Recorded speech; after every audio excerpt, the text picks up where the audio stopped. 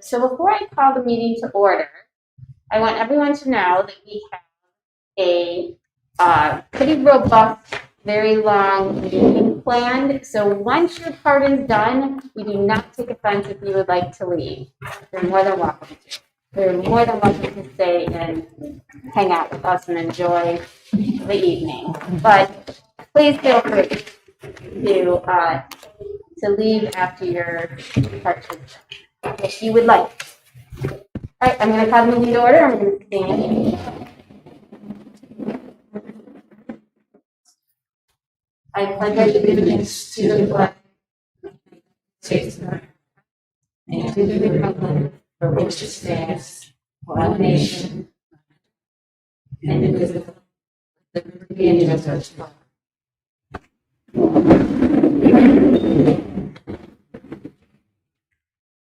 Okay. This is an exciting part for us. Some of us is when we get to listen to the recommendations of new hires. So the first one, I believe, Dr. Stina. Good evening. So, it's great to start the meeting off this way. And it's my privilege this evening to introduce Ms. Sarah Tynan as candidate for Director of Finance. Over the last couple of months, we went through a fairly comprehensive interview process, hiring process that included application screenings. The job was competitive. We had two different interview panels. The first that was conducted remotely, and the second, which was done in person. And we had a nice cross section of our staff participate in that.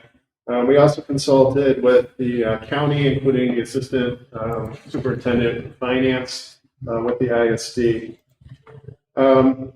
Sarah was selected, just stood out across the board, all the interviews, her qualifications, her intelligence, her personality are just an exact fit, both for our administrative team and our district as a whole.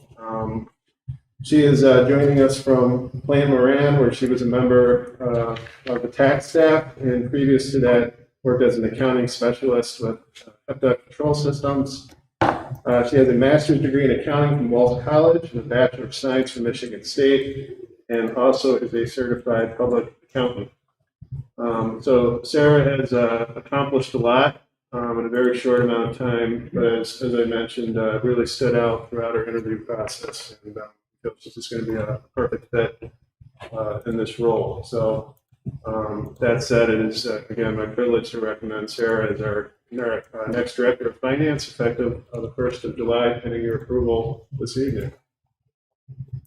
Welcome. So, are there any questions for Adam? Okay. Yeah, we've been doing an orientation with Sarah this afternoon, and she spent about 2.5 hours with Rick looking at spreadsheets, and she's still here. So, bodes well. Okay. Do we have a motion? Recommend that the Williamston School Board hire Sarah Tynan to be the Director of Finance to begin on July 1st, 2021. This motion made by myself. Second. Any discussion? All in favor? Aye. Any opposed? Okay. Let's do one more before we go out and congratulate them. The next, I believe, is Dr. Cook. So tonight it is again my pleasure to recommend to the board that they approve a contract for Ms. Colleen Granger as a special education teacher to begin the 2021-22 school year. Ms. Granger has worked as a general education teacher for the past 12 years. She's been employed for the past 4 with Grand Ledge Public School, and she's taught both 4th and 6th graders. Ms. Granger earned her Bachelor in Science in Elementary Education from Baker College. She's currently working on her MA in Specific Learning Disabilities in Education for Augusta College. She will graduate with her degree this July. Ms. Granger went through 3 rounds of interviews, 2 with a panel of different stakeholders, and the third doing a lesson in a 7th grade classroom. Ms. Granger did an excellent job in each of the interview process, leaving the team members impressed with her knowledge and excitement for working with students with exceptionalities. Her last interview was with Dr. Spina and myself, where she once again did an excellent job of articulating her qualifications for the position. The Grand Ledge administration, when called, stated that it would be a loss for their district, but a win for ours. Ms. Granger is a Williamston resident, and her 2 children both attend Williamston schools. She is very excited to help make a difference for our students and to become part of our Williamston staff. So with no reservation, I recommend the board approve Ms. Granger's hire as a special education teacher for Williamston Community Schools. Are there any questions for Dr. Cook? Okay, does anybody want to make a motion? I make a motion that the Williamston Board of Education hire Colleen Granger as a teacher beginning with the 2021-22 school year for the master contract. Second. That's the second. Any discussion? All in favor? Aye. Any opposed? Okay. Welcome.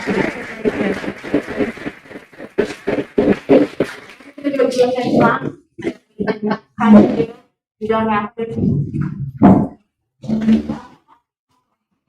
Thank you so much for the opportunity. Thank you.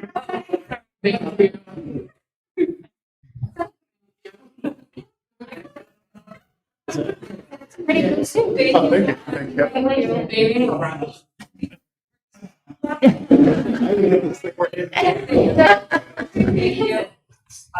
Go get it working. Oh, I didn't know they were gonna stay in there talk.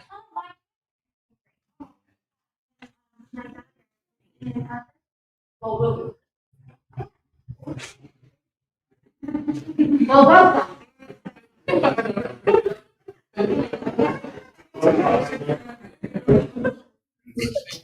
Guys, congratulations. Thank you, both of you, very much.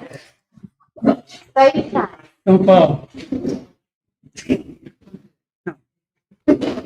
Yeah, if you trip, that would be a hard bump.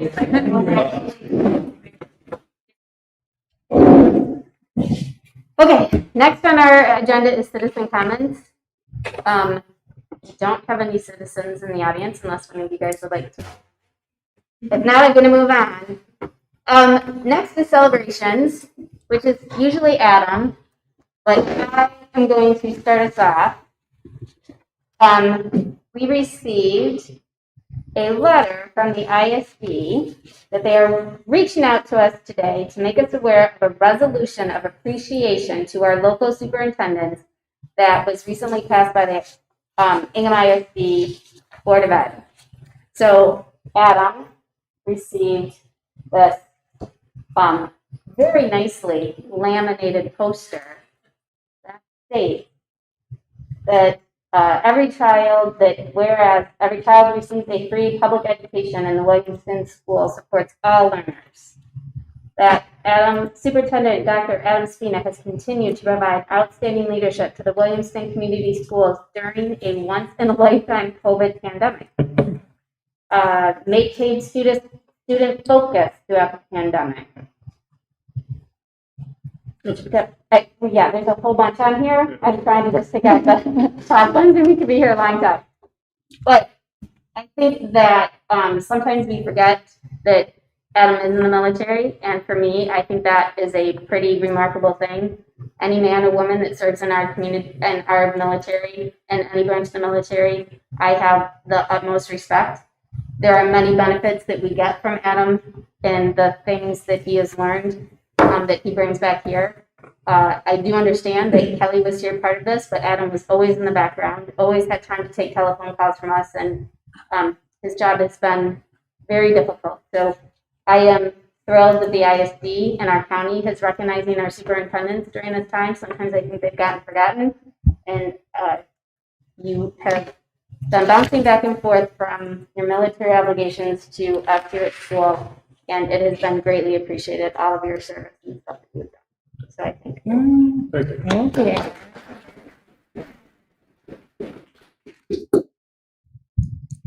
Now I will turn over All right. the rest of the celebrations they have. All right, so we'll get into the important stuff here. So start with Sunday, and Jeff, you can click on the links as usual, and we'll get some additional photos. But we had, by all accounts, an extremely successful graduation ceremony for the class of 2021 on Sunday afternoon. A beautiful day. Really couldn't have asked for anything better.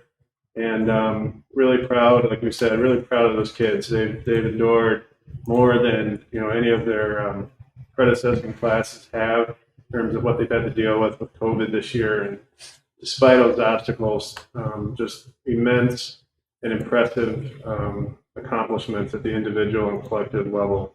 So just could not be more proud of our graduates. And I'd also like to say thank you to James and our maintenance and custodial teams, and Betsy and Michelle Smith and all the others who just had a tremendous amount of work to pull that off. And it's one of those things where, at least in my shoes, you sit there on the stage and just hope everything goes right, because there's nothing you can do about it once it started, and everything went right. And thanks to everyone on our staff who was able to do that. And we got some pretty cool panoramic shots from the press box looking down onto the field, and Julie took a great one too. We're still waiting to get her light touch photos, but anyway, just a really wonderful event. A great way to end the year and the career of those students. I believe our next story is our top 10 students. So this is based on cumulative total GPA on a 5.0 scale. This was released this afternoon, and we're looking to try to get this out for some additional publicity towards the end of the week. But an impressive array of students who are heading on to do some very impressive things at the next level, at the college level. So you got students attending medical school, a student going to Yale, students going to Notre Dame, Michigan, MSU, TCU. I mean, there's a lot of just awesome universities. St. Thomas, which is a big rival for Bethel University, where I went to school. So we'll see how those two match up in football here over the next few years. But just really impressive kids that are going to go on and do great things, just like the rest of our graduates will do. Moving on, Explorer students. This is a really cool thing. So we had a student in Mr. Medder's fourth grade class of Explorer who has a parent in the military, as we were talking about earlier, and got a grant to do a card and letter writing campaign for veterans that are battling with cancer, and kind of expanded that initiative out to the rest of the classroom. And so that was something that took place throughout this year, where the students in Mr. Medier's classroom are writing and supporting veterans who are literally going through probably the struggle of their lives in many cases, and just a really awesome thing. So much so that word got out to Senator Stabenow and Senator Barrett, and they both found out about this and recognized the students with certificates of appreciation that were signed by themselves and Governor Whitmer. And so it kind of had a cool photo op opportunity there with the kids with those certificates on display. So awesome initiative and leadership on the part of those kids, just very impressive all around. We have another story on the site. Again, just talking more about our graduates. We had 55 students that graduated summa cum laude. Is that right? Summa cum laude. Yeah, there we go. I never did that, so I don't have it all memorized. But anyway, again, these kids are going to go on and do great things moving forward, as well all our graduates, as we mentioned previously. Next celebration is fifth grade camp. So we know that this is a long-standing tradition in Williamston. It's kind of a rite of passage for students in fifth grade as they move on to the middle school. As we know, this fall, conducting fifth grade camp was not possible due to COVID. But the fifth grade teachers were determined to not let students leave Explore without having that opportunity. So at their own initiative and expense and through their own planning, they were able to pull off a fifth grade camp experience throughout last week. It was run in the mornings. And of course, as we all know, the grounds of Explore and the elementary campus as a whole are quite expansive. And so they had lots of room to spread out and do a lot of the things that normally would be done at Camp Guapi in the fall. And our remote students came back to attend and with their remote teachers, and it was just really cool to see all those kids out there just having a great time. It was an awesome way to kind of wrap up the last week or so of fifth grade. So kudos to our teachers and Kelly Campbell and everyone else that had a hand in providing that experience to those students. A couple of weekends ago, we had the 2021 Math and Science Academy Showcase. This is always the most intellectually humbling night of the year, where you walk out of high school feeling like you've accomplished nothing after seeing what these kids are able to produce in their research classes. So all kinds of different things that were produced, all original research on a wide variety of topics. And it's just a really intellectually engaging evening. Just go by the different displays and talk to the students about their original research and new questions that have come up based on what they've been able to explore and things that went well, things that they didn't expect. Again, just a great job by all involved. It's always one of my favorite nights of the year. And Mr. Kirsten and Mr. Rasmus were able to pull it off in keeping with all the COVID protocols, and kids did a phenomenal job. And then the last celebration to highlight tonight is from a couple of weekends ago, I think it was the same weekend as the showcase actually, was prom. So again, another rite of passage, a tradition that we were able to provide to our students this year. One of the cool features of it was that through a variety of different efforts, we were able to provide prom for our students free of charge this year, and nothing was skimped out on. So food, dance floor, DJs, event tent, all the professional photographer, all the things that would be a part of a prom any other year. We just did it here at the football stadium, and kids were able to go out and dance and have fun and do all the things that high school kids should be able to do at that type of event. So again, thanks to the high school advisors, counselors, administrators, and all the staff there that had a hand in providing that opportunity to our students. So pending your questions this evening, those are our celebrations. Those are some big celebrations, no? I'd like to say something. Great last couple of weeks. It's amazing what administration, not only the last couple of weeks, but what they've done all year. But the way you've allowed to celebrate kids that didn't get proms last year, graduation that wasn't able to happen last year, the things and the creativity that these men and women of our district have put together, fantastic. I don't think the kids will ever forget it. I think others tried to copy once they heard what our plans were, and I give you a lot of credit on you and your team. It's fantastic. I would agree. In my business, it's always not how you begin, it's how you end. So I know they were all really at the beginning thinking our senior's not going to be, but the last month and a half, 2 months has just been a bang for them. As a mom of a senior, I can tell you that Cade graduated very fulfilled with his senior year, ready to move on. He was incredibly happy coming down there. He was very Yes, happy. which was kind of fun. That's good to hear. Well, I will definitely pass those remarks along to the team. It's usually a team effort as always. Thank you. Okay, next up, educational update, which is our proposed budget amendment. And then under there, it says truth and taxation. So I'm just gonna let Rick take over and go crazy. All right, thank you. You got a clicker there, right? I do. Perfect. So yes, this is our official budget hearing and truth and taxation hearing. I'm going to go through, I have a PowerPoint for the budget update for actually amendment for 2021 and then an original budget for 2022 21-22. For our final amendment for our 2021 budget, you'll see on page 2 there is an adjustment of about $260,000 from our revised budget. And you'll note that it is a balanced budget, but we do have a line item in our budget that accounts for about a $700,000 addition to fund balance. And I'll show that on a graph a little later.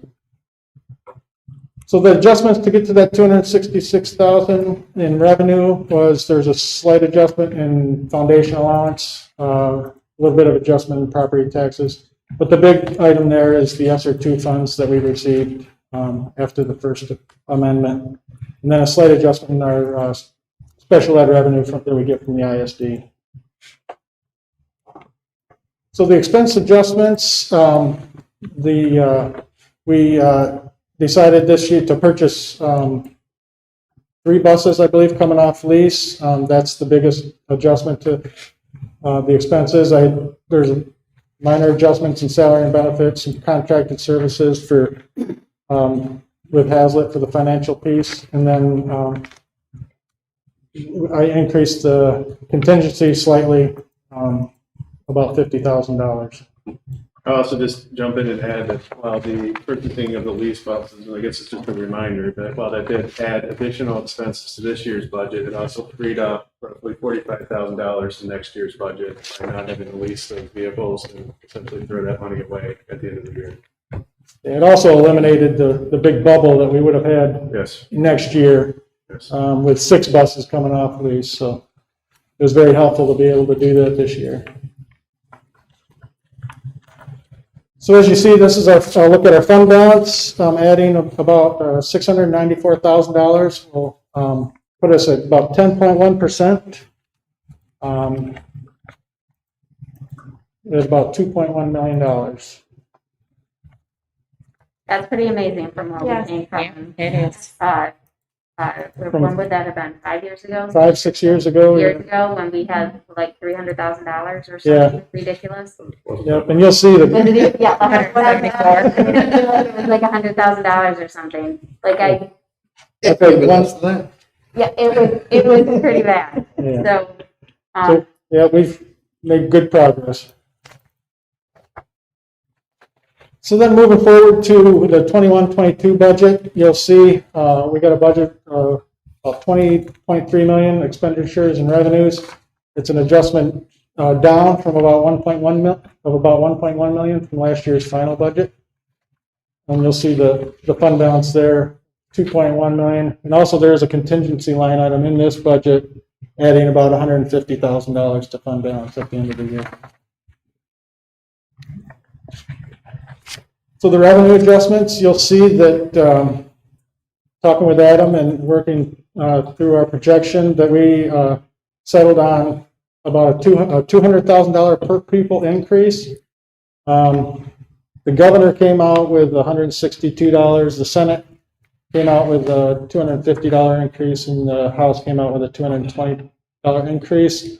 We don't know where those are going to land. The governor has since adjusted hers to a little over $300 per pupil, but we don't know. And we settled on 200. We thought it was a conservative figure. And we feel pretty confident that it will be that. And we also projected to be down about 80, blended count, about 85 students, which would put us at about 1,800. I know we were at 1,900 last year or the year before. And we're actually lower than 1,800 in our spring count, but we think we'll get some of them back. We don't know how many yet, but that's where we're at right now. I'd also point out that one of the reasons we were so conservative and focused on putting money into the fund balance this year is that for that exact reason, right? We don't know what next year's going to hold, right? We're going into another year with not knowing what we're going to get from the state, but also this year, perhaps more than any other year, a huge variable in terms of what enrollment's going to look like. So we went from a record high to a record low in 12 months. We probably will end up somewhere in between those, right? But we don't know exactly where. So that's one of the reasons to plus up the fund balance this year is that might end up being something that has to be used next year or the year after to ensure that we have a balanced budget and don't take away opportunities from our students. So, again, it doesn't have to be the case yet, but that was one of the reasons why making sure that number is what it is was so important. So some of the other revenue adjustments there, property taxes, and we restored a lot of the revenue streams, athletics, Kids Corner, because we expected them to be back up and running. And then the big decrease there was the federal stimulus dollars that we received last year that we won't get again this year. Some miscellaneous grants, we increased those again. And then the investment purchase, that was the house. You'll see the revenue here, and then on the other slide, you'll see the expense, and then just some other miscellaneous adjustments. So as we look at the expense adjustments, you'll see that salary and benefits, $353,000. That's the step increases and wage increases for the staff. Adjustment to contracted services. The capital outlay, we won't have that expense this year, so that comes out of the budget. You'll see the contingency, we reduced that because we won't be adding as much. And then some COVID-related technology expense that we're taking out of the budget. Again, the house purchase, and then we restored the building budgets to what they were pre-pandemic. And then as we go forward, we just want to continue to monitor the state budget and make adjustments as needed as we get more information from the state, as well as keeping an eye on our enrollment and adjusting staffing and funding as we go. And then I will answer any questions. I had two questions. I saw you included miscellaneous grants. Does that include the foundation grants? And then maybe you don't want to answer that question, but are we expecting our Williamston School Foundation to re-engage this coming school year? No, but pre-pandemic, we typically received that amount of grants. So I kind of just restored it to what pre-pandemic numbers, because that's a typical year that and it's numerous small grants. You know, it could be $10,000, $5,000 grants. It did include foundation. Okay. But that's what that is. Yeah, based on the turnout at the golf outing, hopefully we'll be back. There's a record number of golfers we had this year, so we'll see.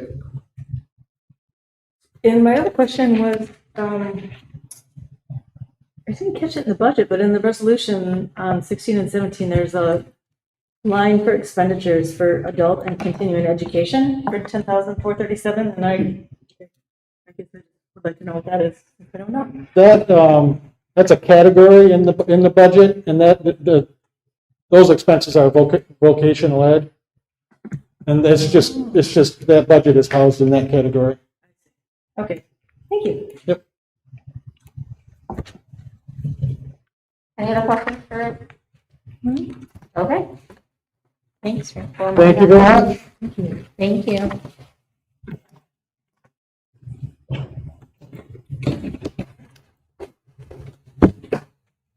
Bye, thank you. Bye, guys. Welcome.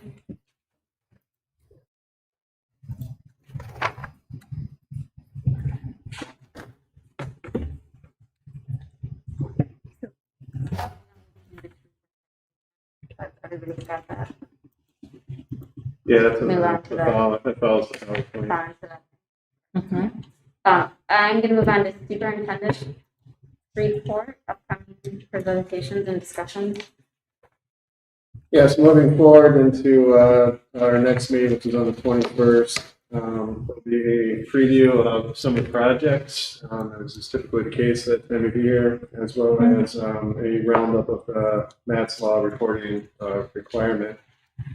Moving into July, we have, looks like we've determined our special meeting will be on the 19th, and there'll be two things at that meeting at least at that point. One will be the normal school bond loan fund ratification, but the other piece will be a final vote on the refunding of the school bond loan fund debt you had previously approved and is now working its way through the various processes to get back to you for one final approval. So that is what is coming up over the next 2 months. And that meeting on the 19th is at 7:30 in the I morning. believe that's correct. Yeah, it's an early morning meeting 19th is Saturday, so, in July. oh, it is in July, okay. So tonight, July Monday, 19th, yep. at 7:30 in the morning. It should be quick, and it will be in here, Being here. in here. We'll remind you on this. Yeah. Zoom in. Any questions for Adam on that? Okay, board committee reports. It looks like We met June 3rd, and we will be discussing a few policies later this meeting. One on crowdfunding and the others about student health records and visitors to the school, which all is encapsulated under the DHHS orders and the MIOSHA rules as they stand currently. Okay. So we'll be hearing about those in a little bit. Next up, under our discussion items, is Rebecca Olson. She's got lots of things in here. I'll try and go fast. It looks like a lot in your No. book because we've got a lot of. Well, you got the clicker, so you can go as fast You as can you go want. as fast Or as you you want. I'm not sure I know how to use this clicker. Oh, okay, there we go. So just some highlights from our year this year. Do I have to stand here to hear the microphone? I wrote down a bunch, but I'm only going to articulate a couple. Some of the key points on this particular slide is the increase in Great Start Readiness slots. Increasing at 32%, we were able to provide 14 extra slots. There's a lot of discussion at the state level about Great Start Readiness right now. They're talking about increasing the per pupil funding for next year, as well as expanding Great Start Readiness. So this increase in slots is positioning us for next year to have some increase in money, allow us to service more children. Would you like us to ask questions as we go? Or You can do whichever. I'm good with asking questions right now. But, so do you think we're going to be able to keep those 14 slots? Or do you think that was like a COVID thing and you got 14 slots and they might go away? I did ask that, and they said anything that was this year is going to remain for next year. So we are doing our best to market our program and reach out to all of those eligible students. There's also some discussion about changing the eligibility factors and possibly increasing the income cap, which will really benefit our Williamston community. So I'm hoping that that can pan out. Second is our enrollment, like we said, was a little bit down this year, as we know, it being a COVID year with everything else. But our projected enrollment next year is really, really strong. We have reached capacity in our before and after school programs. Actually, in the 2019 year, we had probably about 25 students before school. This coming up year, we're going to have about 50. We know that that's because of the increase in people going back to work, but also the change in school start times. By starting at 8:30 and pushing that start time back, we had additional early morning enrollment.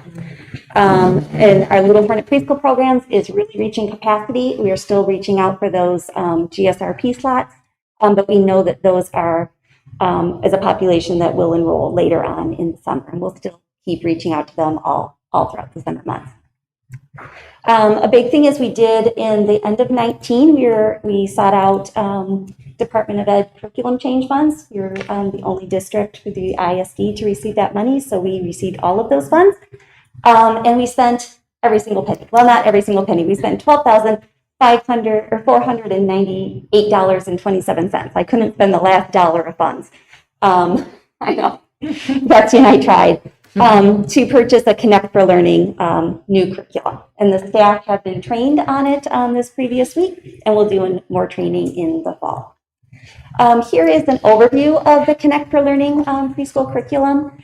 And what we looked at changing our curriculum for a couple of reasons.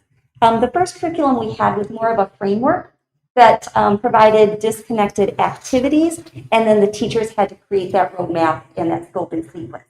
This particular curriculum is a very scripted curriculum that provides a very dedicated scope and sequence for the learner. It's also funded by the National Science Foundation, so it's very strong in math and science, which is going to align more with our district goal. It's very interdisciplinary, so it's got very strong literacy, math, science, social emotional in every single learning. A key component that we talked at the program level was that it is designed to emphasize the whole child and still embrace that element of play in young children. Play is a very crucial method of learning for young children, and we could not compromise on that. And so this curriculum allows for intentional teaching practices as well as that play that's important for students. Really focuses on different cognitive processes, and we're very excited to start. It's been very well received at the teacher, at the staff level, and it's supported through our ISD. Okay, so I just wanted to share just a little bit of data that happened this year. The left and the right are two very distinct data sets. So you're going to see some really changes in the numbers. On the left, you have standardized norm-based screeners. So you have our PELI, the preschool emergent literacy data that measures literacy, all components. So you've got your phonological awareness, your alphabetic knowledge, your comprehension, and your vocab. And those were the results of that.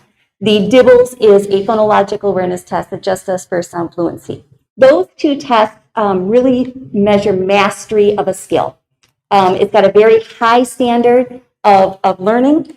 And those numbers, as though it may appear very low, we're about 10% above the rest of the county. Williamston's numbers was about 10% higher than other comparative districts.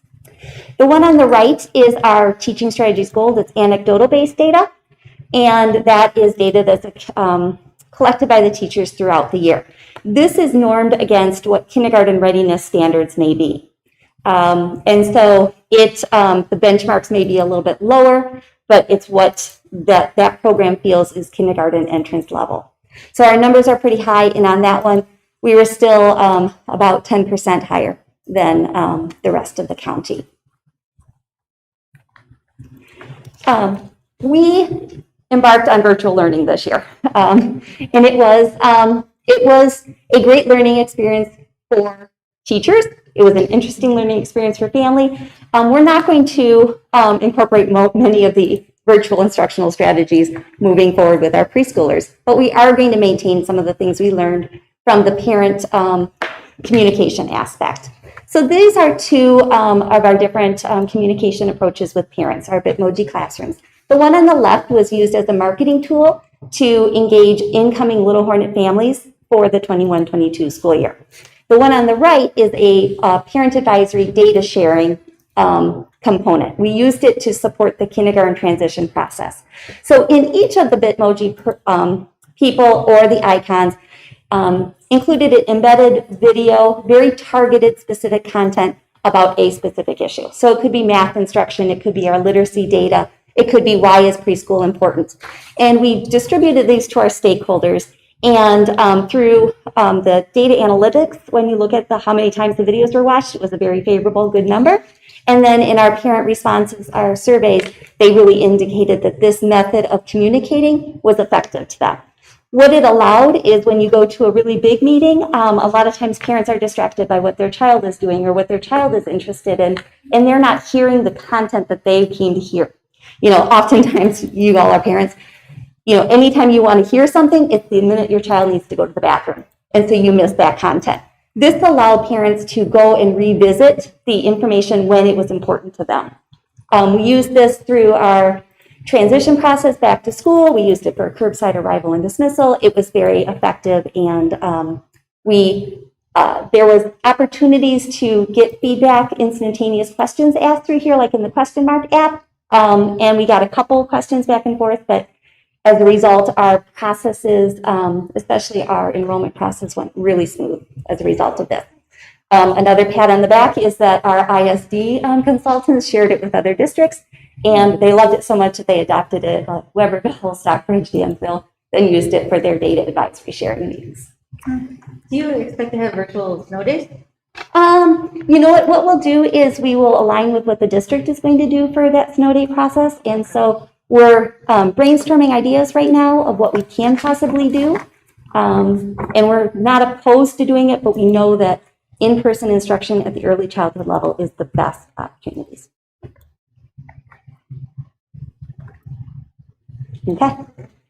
So for the Kids Corner family handbook, Little Hornet Family Handbook, I'm going to say it right up front. It's probably very difficult to read either of these documents because of all the strike-throughs and the red. Please know that I will really go through it with a fine-tooth comb and make sure that all of the periods are in the correct spot and all the grammar and the wording is right. But it's really hard to see errors when it's all in red. Most of the updates for the Kids Corner and Little Hornet Handbook incorporate processes that we found successful in response to COVID-19, and that is essentially how we communicate with parents. So we did find that virtual conferences was a very effective approach, and parents liked it. So we incorporated that into our handbook. We did take out a lot of the virtual learning opportunities from our handbook because it was not as developmentally appropriate. The other things that we found as a result of COVID, some of the practices that we're doing that we implemented for COVID also supports the district's safety initiatives. So when we talk about the arrival and dismissal process, or we talk about visitors within our building, those support the district's safety initiatives, and so we added those to the handbook. The other ones, there were a couple of things about dogs or visitor policies that I just put in to align with what has already been approved in the Discovery or Explorer handbooks across the district, as well as I think the board members' names and the Title IX policies. We did put some expansion language in there to support Great Start to Quality rating system. As you noticed on our first slide, we maintained a 4-star rating in our Great Start to Quality. We earned enough points to be a 5-star rating by some of the language that we put in. It's things that we're already currently doing. For instance, one of the things that we added was the ability to translate written information for parents into different languages. The ISD supports us in that, and we know about that service. It was just never written in our handbook. So that did get us more points at the Great Start to Quality indicator level. It's a great resource for families, and it's already been implemented. And we did take out, disconnect the COVID preparedness and response plan from the handbook. We knew last year when I stood here in October that we would be engaging in that COVID preparedness and response plan all year. And so we attached it to our handbook where there's so many changes that happen day to day, and it may be eliminated by next year, so we disconnected it. We didn't eliminate the preparedness and response plan, but we disconnected it from the handbook. Okay. So then our Kids Corner COVID and Little Hornet Preparedness and Response Plan, we operate under the district COVID Preparedness and Response Plan. We also operate under LARA, our licensing, which requires us to have a specific one just for our entity. We take the highest recommendation from any of the organizations, whether it's NIOSHA, the district, LARA, CDC, and that's what we have to implement. So the changes that were made were a lot of the restrictions were loosened. For instance, the spacing and movement section was not a requirement in the LARA version. The other was updating NIOSHA practices to align with what the district is doing. So we put that new language in there. The last component, the social emotional learning, it's not a requirement in the plan anymore. It doesn't mean that we're not doing all of that really rich social emotional learning around why we wear masks or helping children to cope with the stressors that COVID-19 brings. It just means that it doesn't have to be in the written plan anymore. Again, I apologize for the difficult time reading the actual documents.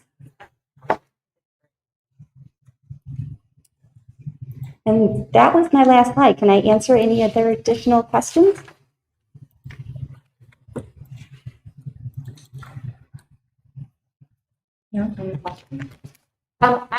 I very much appreciate how everybody has done this page and what we're looking for. It actually makes it very, very easy to go through the changes.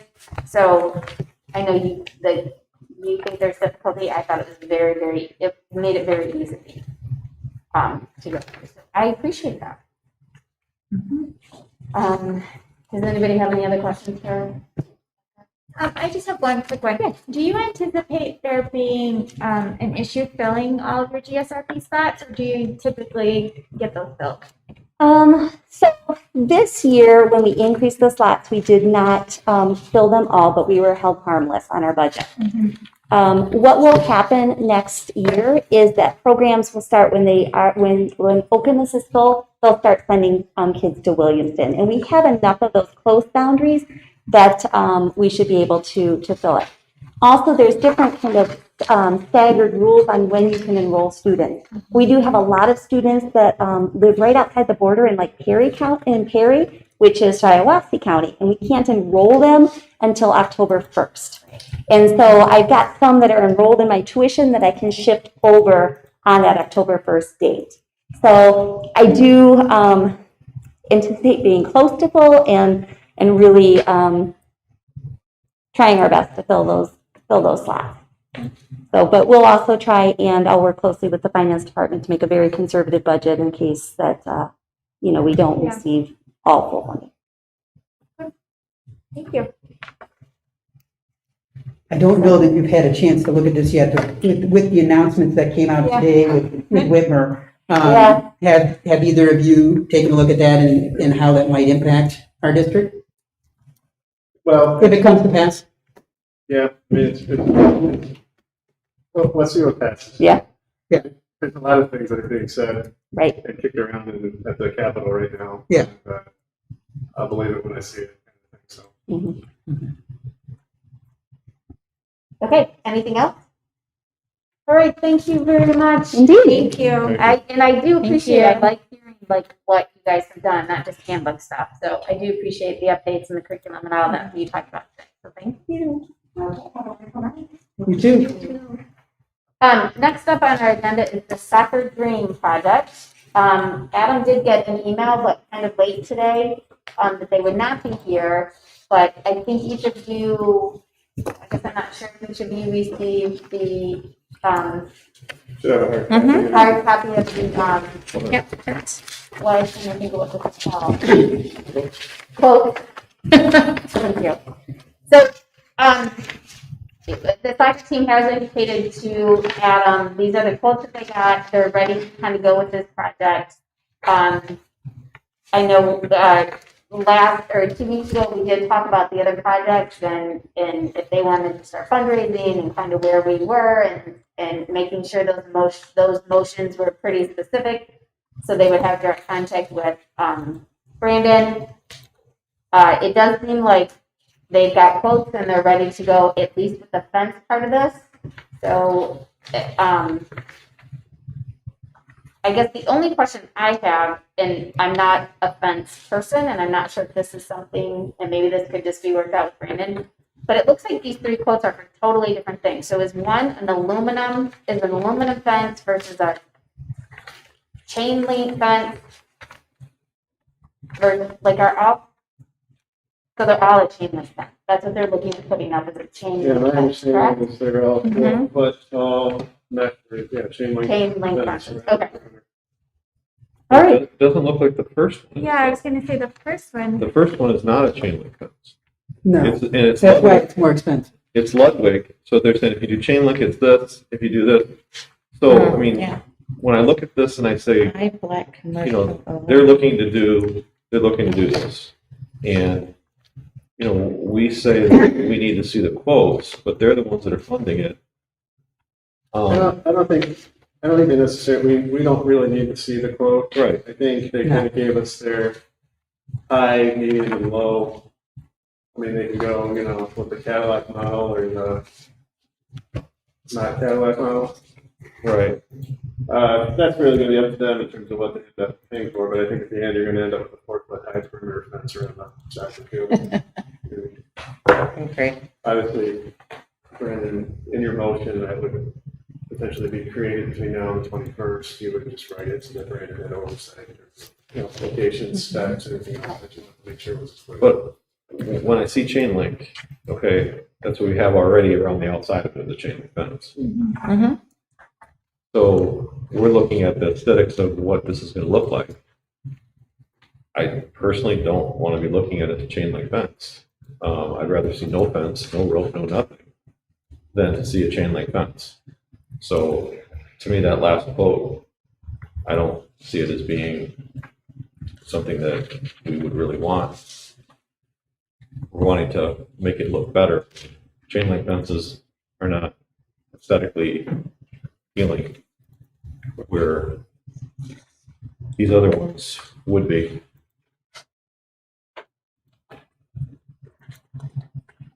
You know, the other thing about this, all this is, you know, I think Chris, you and I talked about this, just about, you know, different booster clubs fundraising. It's not, I mean, we'd like to see the fence be done because it makes sense, and I think that's what we all talked about. But for a booster club to start fundraising for a project, and I've gone back and looked at what the dream project is that building.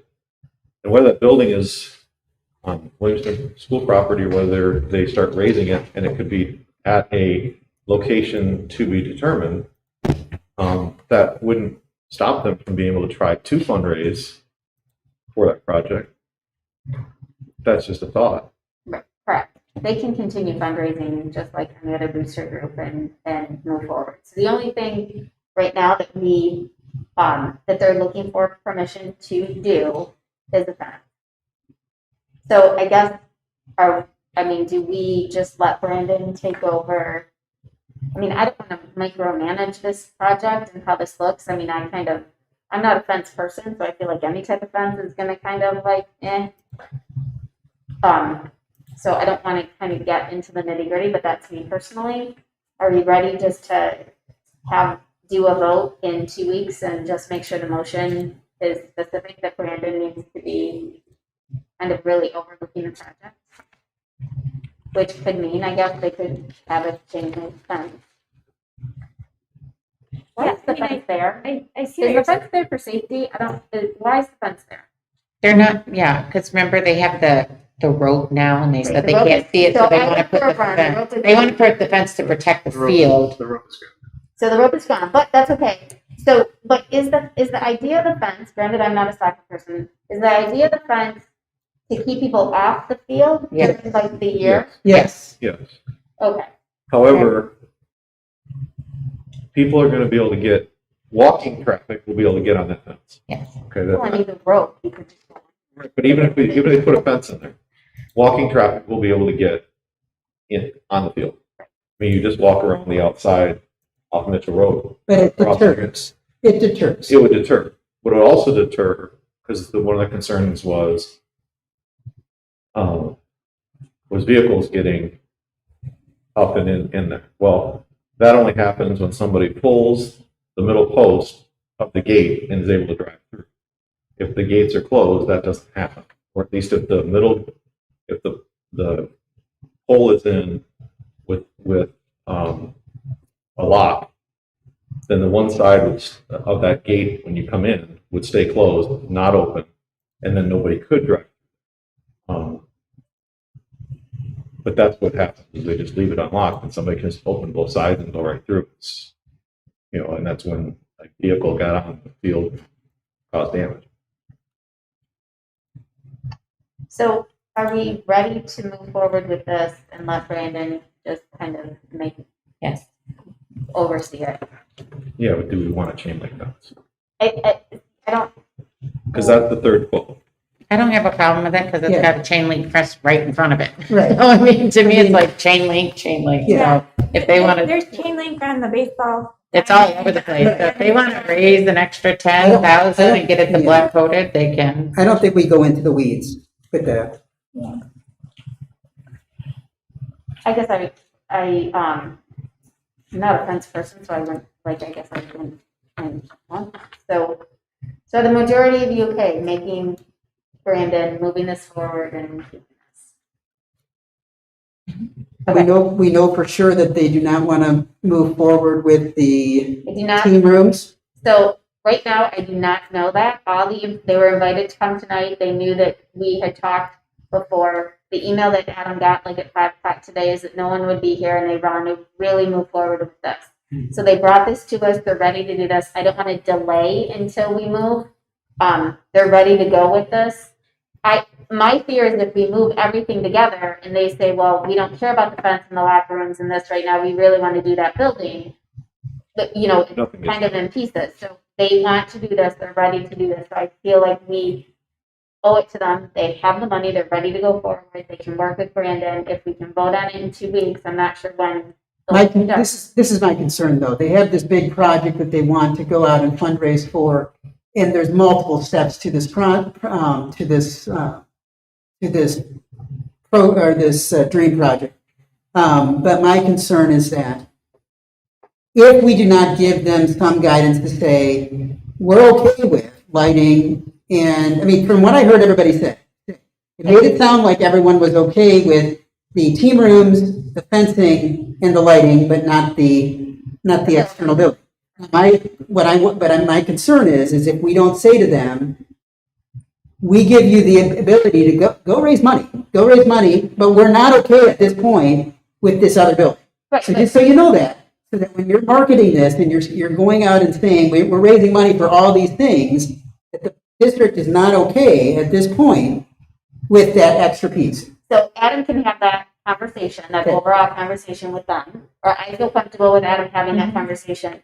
I'm not yet okay with doing a motion for those 3 projects unless they're here and we know exactly what they want to do. I don't want to just give that free range.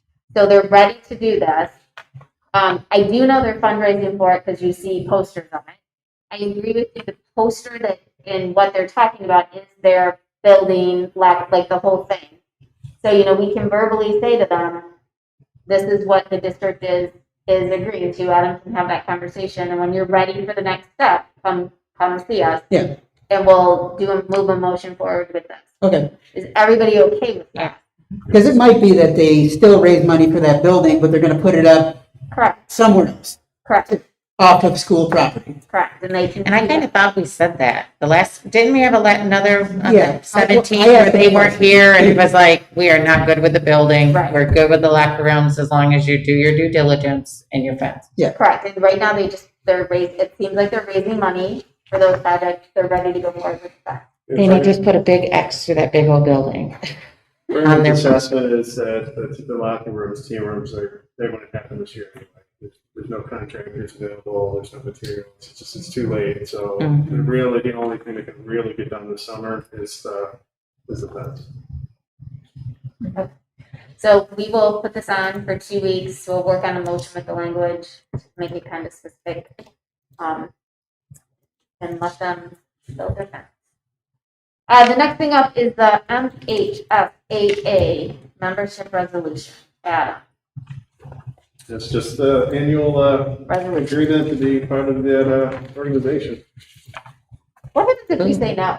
Then do we not get to play? Like, Yeah, you're Like, going what does that to compete in their little postseason tournaments. all of that? You probably shouldn't test that. Well, I wonder, like, what happens if we don't, like, do we go to another thing or do we do whatever we I want? think you'd have some community members that would. You can, I am not saying we do that. I'm just But even asking. MHFA doesn't, yeah. Okay, the next thing up here is the Highland lease agreement. Well, first, I'm sorry, I'm gonna back up. Are we all okay with the MHFAA? Yes. Is it part of that? Okay. The next part is the lease agreement. So, the lease agreement, you have a hard copy of this. This lease agreement is for the gentleman who, we had talked about this before, the gentleman who is on the house, kind of extending that lease and finding out where he is on that. If the gentleman at any point decides not to be there, this is looking at what do we want the lease to look like for a new tenant. So right now, you know, if I was going to lease an apartment, there's restrictions, like I can't have animals, I can't smoke, or I can have animals, I can smoke. There could be a cleaning fee. I mean, there's a whole list of things that we can add here. What are your thoughts, things that we're looking at, things that we would like added? I would like to see,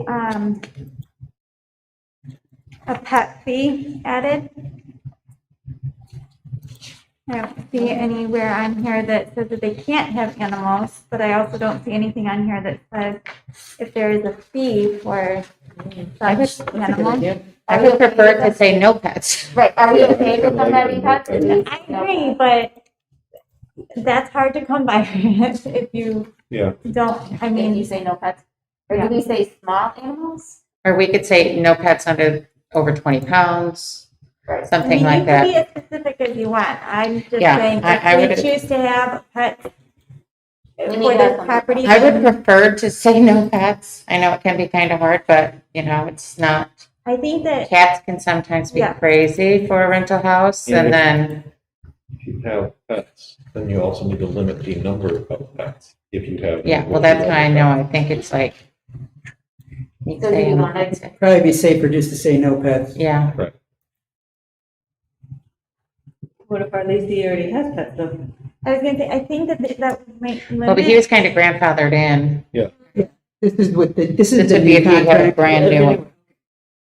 And I guess here's the thing, if we say no pets and we're not getting anybody, we can't, if you have pets or don't have pets, it's not gonna, usually doesn't deter someone from coming. Right, and saying, I've got this tiny And little then thing. say, I have a dog, and then we can say, okay, then we're gonna write in here that it's an extra fee and you have to pay an extra $25. Yes, you can do line items and then just initial off on any Right. deferment of this agreement. So are we Because I just think that if we say no pet, we're marketing this as a family-friendly home. And I just think that a lot of families have animals. Yeah. So I just want to keep that in mind, that So I get- that might happen. So you're saying you would rather just have some kind of a fee on top of the, security deposit that they would have to pay Like an additional X amount of dollars per month if you have. per pet, or just for any amount of pets? So I can tell you, in East Lansing, you can't rent a house. It's a $50, it's anywhere between $25 and $50 more a month for your pet, and there's a limit, usually a limited two.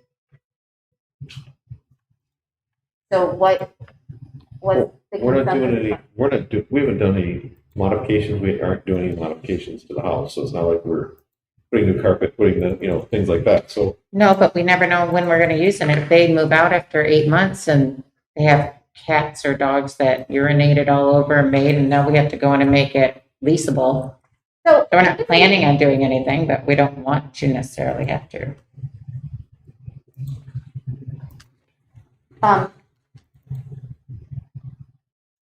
Not that I want to make another thing, and I didn't think of this until now. Adam, would this be easier if we pulled together like a, what is that called, Jeff? Like that. Isn't that the facilities, Or push it back to the finance facility. finance and facilities? But So would this be better to go back to the finance facility committee to kind of go through all of these little details and then bring it back to us to agree?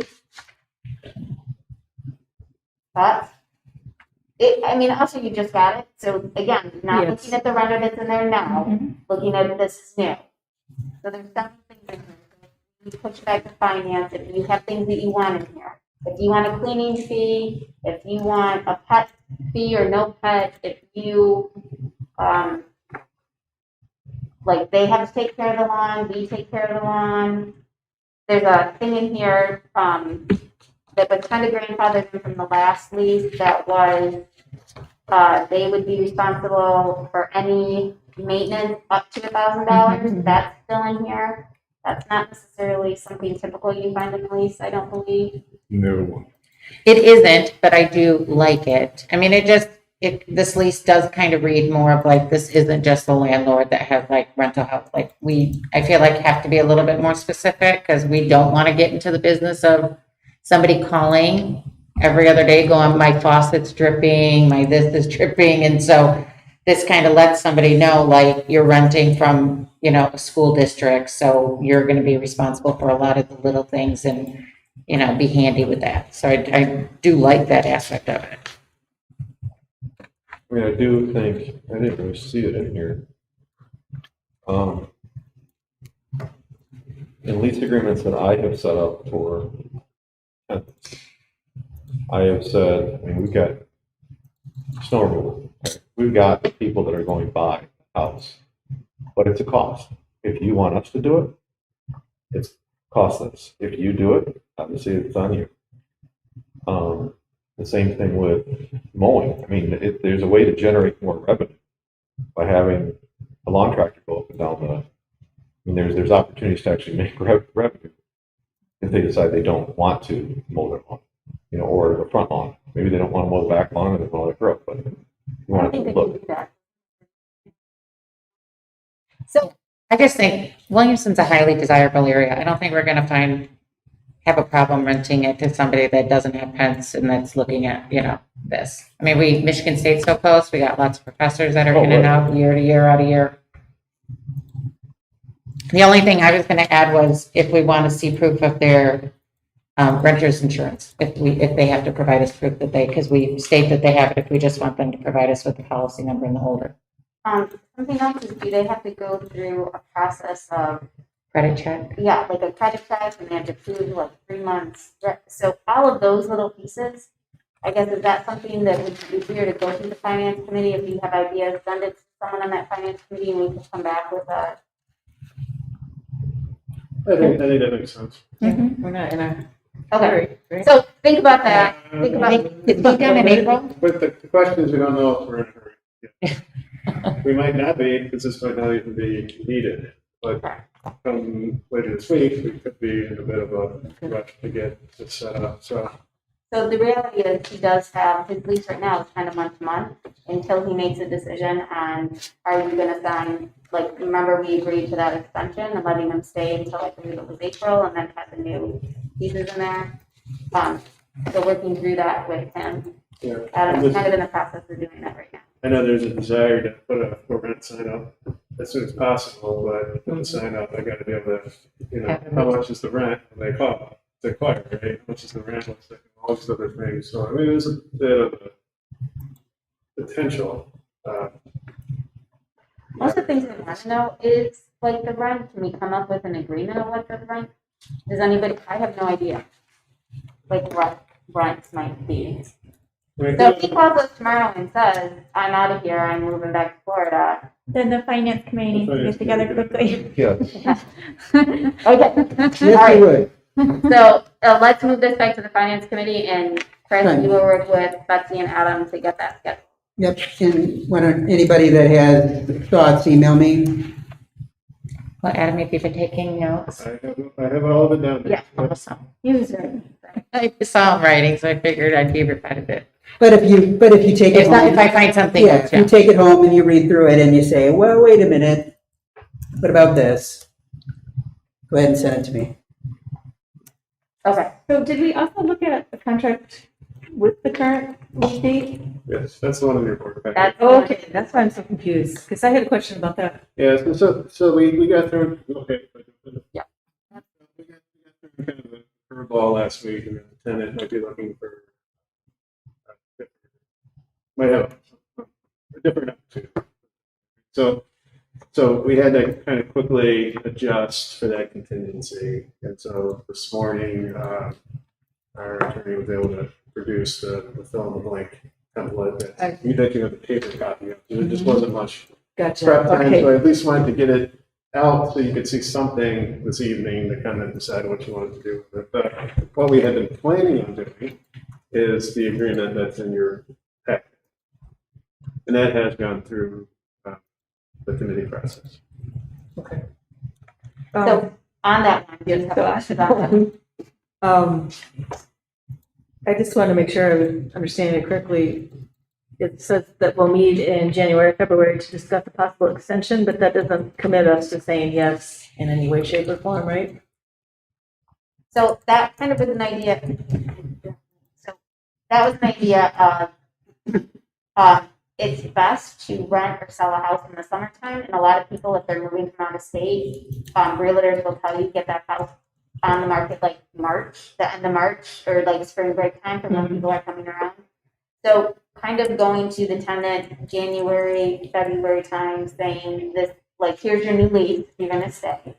give them time to sign, give them, like, if we went in January, we'd have 30 days to, or they would have 30 days to say, yes, we're staying, or no, we're not. If they're not staying, then they're giving us 30 days in February. We kind of then have a timeline of moving them out and getting someone possibly looking in there, like that summer time frame. Okay. Does that make sense?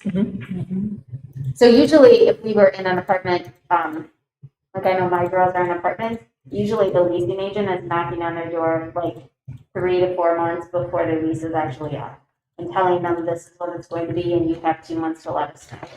So think about it and let us know. So that's kind of what I was put in there to give them some time and us some time. And I saw in the case of an extension, there, we would need to pay the security deposit, but if then we meet in January and February and they decide to continue on, then would we start charging security deposit? Yes, then if that was the case, if we wanted to pay, he would then be under, not the extension of the lease. This Okay. lease is exactly the same, his rent would be the same. He would be under the new lease that the finance committee is going to look at. Gotcha. Thank you. Just so you know, Zillow has a rent estimate of $13.50 for this. Does that seem like a lot? No. Not for the area. I mean, it's a little smaller, but if you want, I mean, it's still good for the area. I mean, we paid $1,300 up on Church Street 10 years ago. So, Interesting, thank you. All right, any other questions about the extension of the lease and then how we're going to move forward with the new lease? Okay. I've lost my thought. Meal prices. Yeah. So a little bit of a change from previous years. As most of you know, typically in June, the food service director will bring a recommendation, which they calculate through this paid lunch equity tool, which has some fancy formulas in it to determine what the appropriate meal price increase, if any, would be for the following year. What Jim is outlining here is that it's our understanding that the federal meal assistance programs will continue throughout the duration of this summer and then throughout the duration of the 21-22 school year, resulting in breakfast and lunch, again, being provided at no cost to all students throughout next school year. So as a result of that, there is no proposed increase for either breakfast or lunch. He will look at calculating increases potentially for a la carte items and staff pricing that probably would not come back to the board, as your main focus is what will students be paying for the base meals that they'll be receiving. But for the duration of the summer next year, it will be at no cost to any student. Any questions on that? No. Okay, policies. This first one has Sarah. Okay, so I'll take the crowdfunding one and then Adam will jump into the others. So this crowdfunding one is a new policy that we are looking to add. It just outlines exactly and defines exactly what crowdfunding is. It is very common for teachers to use some type of crowdfunding services, whether it is a GoFundMe page, teachers paying teachers, and so forth. And they're still allowed to do some sort of crowdfunding. We're not saying no to that, but what we are saying is that you, as a teacher, need to run it past your building principal and get approval from that. And there are recommendations that we are putting forth as to what that looks like once you get approval, such as a 3-star rating on Charity Navigator, and that, of course, this aligns with district technology plans and requirements, things like that. And kind of one of the bigger pieces is that they're not able to receive cash payments to district personnel, and therefore they are exempt from getting any type of reimbursement, so staying off of the district books, essentially. So we are proposing that we add this to our policy handbook, and this will, if approved, teachers will be notified I suggest as soon as possible, because again, this is something that is very popular among teachers. And since there are changes to how crowdfunding is going to be used in our district, the sooner they have this information, the better. Because of course, we see this all the time, especially during summer times. Hey, I'm a teacher and I have this project. Please donate to my classroom. And so I think that the sooner we can get this out, the better they are notified of the guidelines for this type of crowdfunding. Did I leave anything out, Adam? No, we're good. Okay. So how does this work? This would only apply to teachers and staff in buildings, but what if a teacher staff is also a coach trying to raise money for a team to go to whatever? It would not include the boosters. Boosters are separate. They have their own classification. It was a 501(c), so they are not in this policy. Yeah, it says they must be educators. So I kind of get it, like, I see it. So if I was a teacher and I wanted to raise money for books in my classroom, I can go to like GoFundMe or crowd, like one of those. I can just use GoFundMe. I don't know if that's a resource right now, but if like GoFundMe, I'm going to say I need $500. People put the $500 in there. Once I reach that at some point, is that $500 sent to my checking account and then I write the check? Or will this money be sent to the school and then the teacher turns over the receipt and the school pays it? Well, this policy would make that you couldn't do that. But I guess I'm trying Yeah, to so figure that's out I guess I'm not that familiar with crowdfunding, so I don't know, like, how would it work? Usually with crowdfunding, it goes directly to the person that creates the account. So it would be, if I opened a crowdfunding account on GoFundMe, I was raising money to raise $1,000. I get $1,000. You close that and you can cash out, and they'll take a percentage, of course. But now there is the potential though that you want to raise 1,000 and you raise 2,000, and then you've got that issue as well. So if I was a teacher then in the district, how would I do this if I wanted to do something? Would the principal set it up? So if I have an idea to fill my classroom library, I would go to my building principal and run through the plan with them. And if that is approved, then they would then go forward with the steps on how to create a page to do so. The principal would or the teacher would? So this is The admin would, and there's in the policy, there's a specific site where they can only go to that site, and whatever source that they're using has to be a 3-star or higher. So it has to be an approved source so that all that information can come back to the school and the money that's collected all, So, yeah, Correct. so 3810R kind of lays out the rules and regulations for. Oh, that's what I was thinking. Okay, sorry. No. In a I don't get the nutshell, whole problem. It's just, there's a lot of minutia in here, but essentially what's saying is like the teacher needs to go to the principal, make sure to clear it, right? Make sure it's an appropriate thing that the money's being raised for. Principal signs off on it, it meets the outsourcing site criteria, if they need to clear it with the tech director, whatever the case might be. And that the fiscal component is staying within the required provisions that our auditors. So it's not, in reality, it's not going to be a whole lot different than what's already taking place. It's just ensuring there's better communication and accountability for the money that's raised, and that the things that are being purchased are appropriate for the intended use. So the money doesn't necessarily have to be run through the school, or it will be run through the school. Does that make sense what I'm saying? This is why I feel like I'm not sure what that. Yeah, I haven't heard the answer to that yet. Right. So it is run through the school, right? Because It would run through the school and then be, So the money would go directly back to the person who's actually raising. Right? So you set up whatever, you need new desks, right? And so you for $500, right? So the $500 will ultimately flow back to the person who initiated that, which is what's happening already. But But it it- will go to the teacher's The teacher. own Teacher account. directly. Correct. Yes. But the now principal there's is aware. oversight that's taking place, the Okay. amount of money, what it's going towards. For the audit purposes. For audit purposes, so that, for example, a non-example, I should say, is like purchasing a gift card. And that's where the line is there about the cash payments back to the employee is not allowed.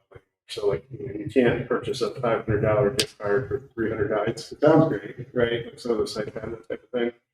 But you can't purchase a gift card. You're gonna take, So that's what you're talking about when you're saying cash back, because I'm thinking this is Right. cash back, right? but that's, okay. Yeah, and that was one of the impetuses for creating, actually, we had already started working on it this year, but that was kind of a situation that developed as a policy. It's formative stages where there was a situation that arose. There was a violation of our county principles, and when Katie at the time caught it, that obviously cost the employees some money. So we just want to make sure that type of thing doesn't happen. And the new accounting rates are complicated. It's taken administrators a couple of years around. So it's still kind of permeating down to the rest of the team. So, and the teacher can't purchase an expense for a project and then crowdfund and be reimbursed for that expense. Is that correct? That would be correct, right? Because if she wants to crowdfund, then the supply would be a product of the school. We had talked about kind of with the 3D printer. So it's like, we're going to get, well, that 3D printer now is owned by the school if you crowdfunded it Is through that your. what you're asking? The product at the end, it belongs to the school? No, I'm trying to understand exactly the language about exempting purchases for a project. If, So you can't buy it up front and then crowdfund to Exactly. be reimbursed for it. that's what I'm understanding this as. And that's because that's a wise accounting practice? Okay. So this seems like an excellent policy. Sure that comes up. So thank you for the Foresight Policy Committee. We really try to get out of the reimbursing staff purchases altogether. Like, we really prefer that if they're using a school purchase card, there's a lot more accountability that way. Yes. And we've done pretty well. I mean, it was kind of Wild West many years ago, but it's come a long way, and I think that's kind of the norm now. So we're just tying up a loose end here. This is not going to prohibit teachers from crowdfunding. It's just going to make sure that it's done within the proper regulations, that there's administrative oversight, and they should still be able to do this type of thing. There are districts, many districts, that was doing research on this that just banned crowdfunding altogether. They just said it's out. And I think it's probably because they're just, I don't know, if it's too hard for them to manage, or I don't know what the deal is. We just didn't want to take that route. So we're just trying to tighten up, especially the sense. And as Jeff asked, a coach would not be able to do this under this policy as is in front of us. Well, so advisors and so anyone who's a district staff member could do this, right? But I think there's a delineation between like boosters doing it, right? They got their own thing. But like a advisor for, I don't know, a class advisor or a robotics coach or whatever. Like, it doesn't have to be just sports. They could definitely do this to gain equipment. They just have to, or whatever they want, they just have to clear it through their first line supervisor the same way a teacher would. Okay, but I'm sorry, I'm hearing you're talking about academic coaches. I was talking about a sports coach. I thought that's what Jeff was. But it would be the same for a sports coach. Now, personally, in Williamston, if I was a sports coach, I would probably just put the boosters around with this. But you could, if you want. Okay. Again, you just have to clear through the same process. Because I see language in here says educator. So, Yeah, we Well, you- use it as a blanket. okay. Yeah, sorry about that. So this, if we pass this and add this to our book, Adam suggested really hammering this home at opening day. I would recommend even before that, because like I said, during the summertime is when you see a lot of these campaigns going on. So I think the sooner we can get this out, the better it is for our teachers to be knowledgeable, or our educators to be knowledgeable of this new change. Are there any staff members that would not identify as an educator within the district that would want to potentially crowdfund? Because otherwise I would say just to say WCS staff member, because they could still go to their, whoever their direct supervisor and ask. Yeah. But I just don't want to pigeonhole and say, if there is some potential that someone outside of a teaching faculty member within our district that says, I've got this idea and I want to crowdfund for this. We could make that adjustment. I think typically anytime the board passes a policy, unless it's specified otherwise, district employees. Okay. So, I mean, Okay. That was just my question. I just want to make sure semantic wise that people would see it that way. So you would rather it say employees? Or I think so. Or, yeah. Just to be inclusive, just make sure that everybody feels like they're included in it. But if the rest of our policies innately say that, then I think we'd be fine, but. So are we looking at, so Sarah, are you asking us to set aside the rules to move this forward? Or is this a situation where maybe Adam can talk to the administrators and say, hey, just FYI, before you do any crowdfunding? I don't think that we are in a rush to set aside the rules for this policy this evening, but I do agree that this is something that Adam can have those conversations with, that this is. That it's coming down and in 2 weeks this could be voted on and you have, so there's some different. Unless Adam would recommend us to set aside the rules, but we have not had that conversation on this I policy. don't think so.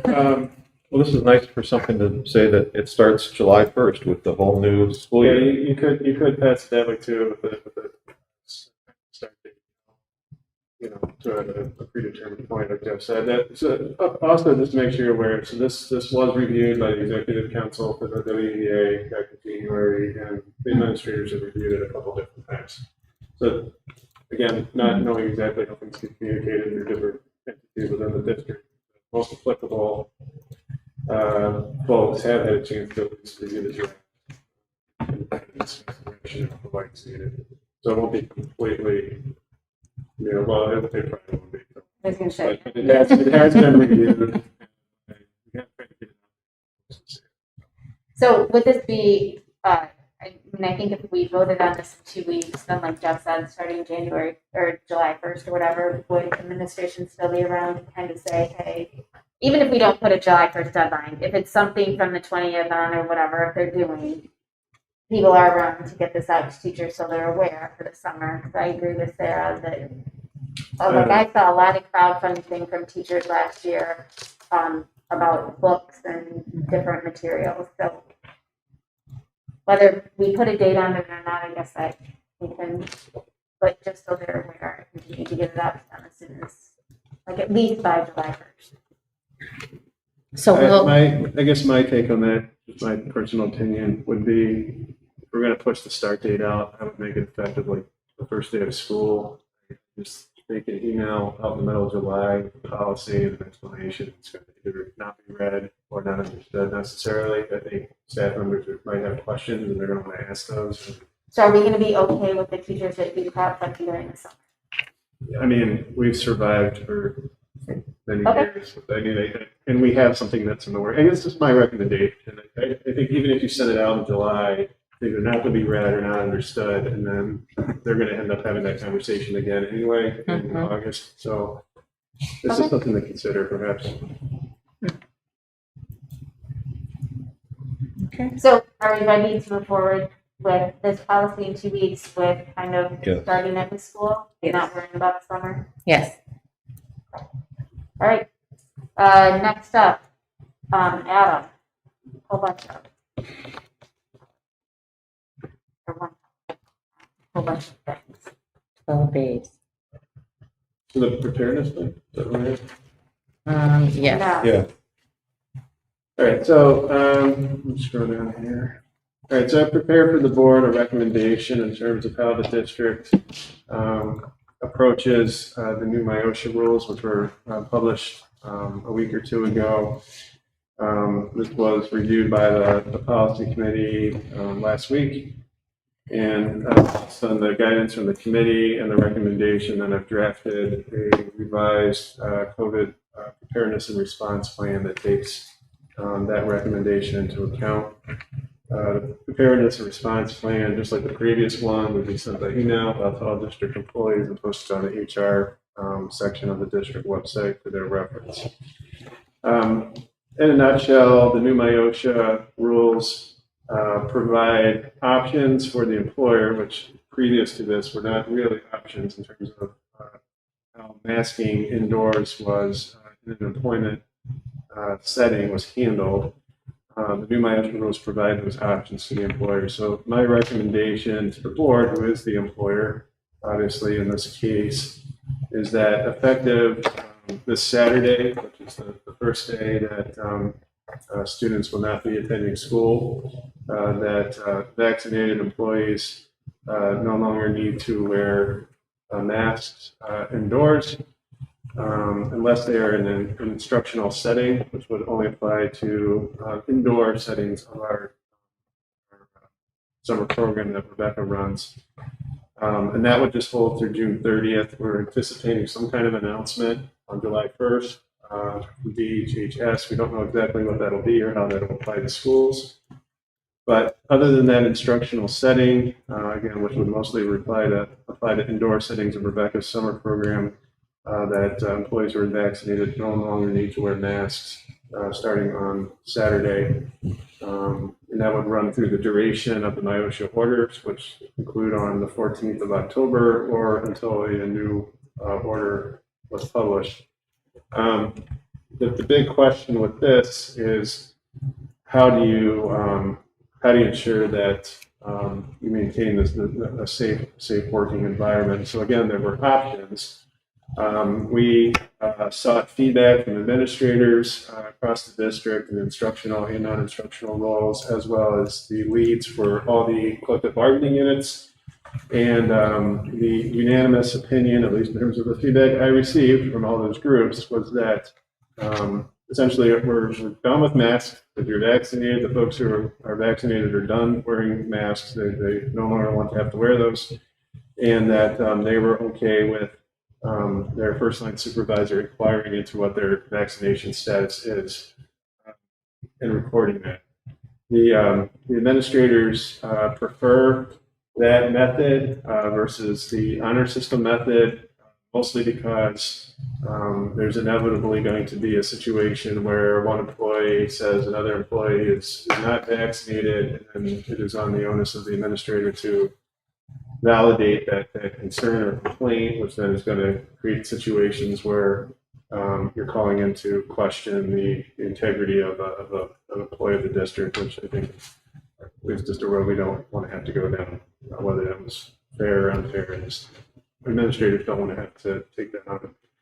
So, so that is kind of the proposal here, that starting on Saturday, obviously if you still want to wear a mask and you're vaccinated, you still have that option, but it's no longer required. Sorry, go ahead. No, I don't know. Did I miss anything?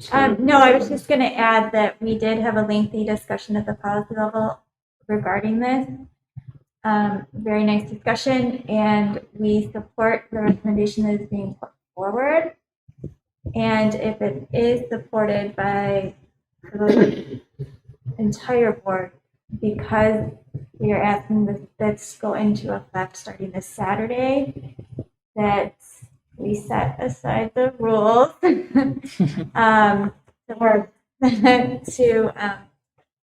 approve this later this evening. I had two more quick things to point out. One, no employee would be required to provide proof of vaccination, so if you opted not to do that, it would be fine. I guess for all intents and purposes, though, you would be considered unvaccinated at that point. But also the unvaccinated employees, again, if you're not working in close proximity to somebody else, again, there's not a requirement to wear your mask, and that's right out of the MIOSHA rules. And that's very similar to what we're doing already now, right? So if you're in a classroom working with a bunch of kids, or you're working in a space with other adults, the expectation now is that you're wearing a mask. But like if I'm alone in my office, I don't need to wear a mask. No chance of contagion. So, so you could conceivably have unvaccinated people with masks, but the expectation is that when they start to work or come into close proximity with other folks, that the mask would be put back on. And you might also see vaccinated folks in the building with masks on, because that's what they do. So, We also have unvaccinated people who have had COVID who have higher levels of antibody in them than people who've been vaccinated.